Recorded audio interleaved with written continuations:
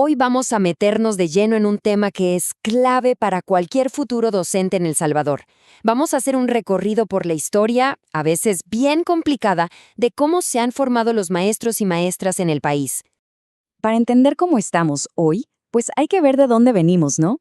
Así que vamos a seguir un viaje en el tiempo a través de 5 etapas muy marcadas que le han dado forma a la profesión docente tal y como la conocemos. Miren, esta línea de tiempo es como nuestro mapa. Nos va a guiar en este recorrido de casi 200 años. Empezamos con unos intentos muy básicos en 1833. Pasamos por la creación de las escuelas normales, un hito importantísimo, y llegamos hasta los planes de estudio que se usan hoy en día. Bueno, arranquemos. ¿Cómo empieza todo esto? Pues nuestra historia comienza en una época conocida como la del empirismo, un tiempo donde lo que más contaba era la vocación, porque la formación pedagógica, la verdad, casi no existía. Imagínense esto. En los primeros años de la República, ser maestro no era una profesión como la entendemos hoy, para nada. Era un rol que tomaban personas que, sí, sabían leer y escribir, pero que no tenían ni idea de cómo enseñar. Y claro, esto tenía un impacto directo en el aprendizaje en las aulas. Y este testimonio, de verdad que le pone cara y nombre a esa época. María Encarnación Tejada, en 1926, cuenta que la hicieron repetir primer grado solo para poder ser maestra. Ese era el único requisito. Increíble, ¿no? Entonces, ¿cuál fue la solución a este, digamos, sálvese quien pueda del empirismo? Bueno, aquí es donde entran las escuelas normales. Fue un esfuerzo ya mucho más serio del Estado para decir, a ver, vamos a poner orden aquí, a profesionalizar esto y a mejorar la calidad.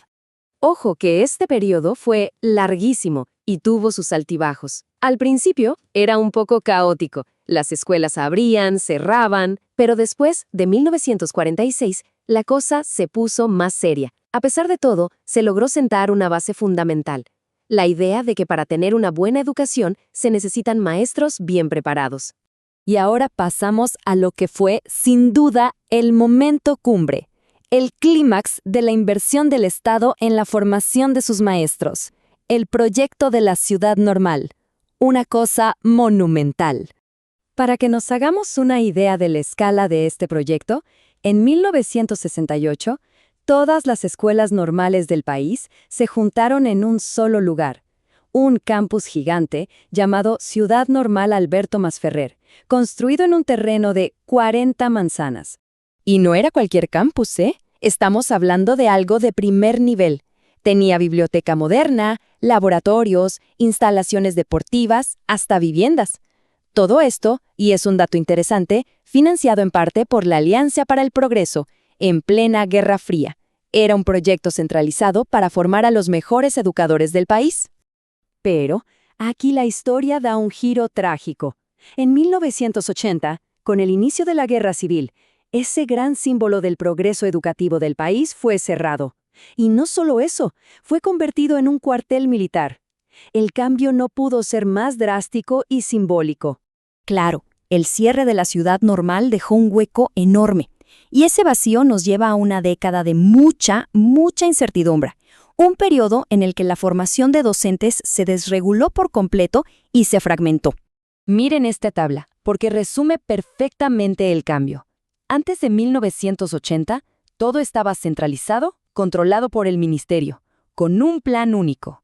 De repente, en los 80, ¡pum!, la responsabilidad pasa a universidades e institutos, cada uno con su propio plan, sin supervisión. ¿El resultado? Una inconsistencia total en la calidad.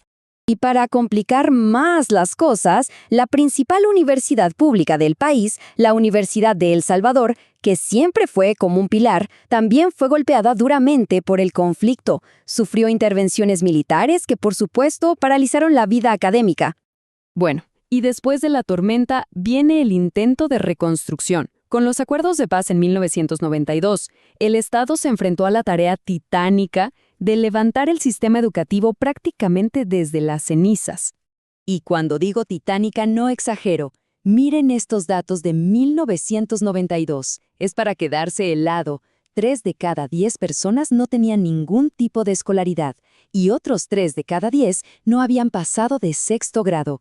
El reto era inmenso. Frente a ese panorama, la reforma educativa de 1995 fue un plan súper ambicioso. No se trataba solo de tapar agujeros, no. La idea era modernizar todo el sistema. Se buscaron acuerdos, recursos y se pusieron nuevas reglas del juego para todo, desde qué se enseñaba hasta cómo debía ser el nuevo perfil del docente. Y con esto llegamos a la era moderna, algo que nos toca muy de cerca, sobre todo a quienes hoy se están formando como docentes de matemática. Aquí es donde vemos nacer 3 generaciones diferentes de planes de estudio. La primera camada de planes post-reforma llegó en 1998. Y aquí el cambio fue grande. Se definió un nuevo perfil del maestro, ya no solo alguien que transmite información, sino un facilitador. Se le metió mucho más fuerte a la psicopedagogía y, algo clave, se incluyeron 5 materias dedicadas solo a la práctica en el aula. 10 años después, en 2008, vino otra vuelta de tuerca. El enfoque cambió hacia la evaluación por competencias. Ya no bastaba con que el estudiante memorizara, ahora tenía que saber hacer. Y además, se integraron temas transversales, haciendo el rol del maestro aún más complejo y completo. Y claro, ese cambio en el currículo nacional obligó a actualizar la formación de los maestros.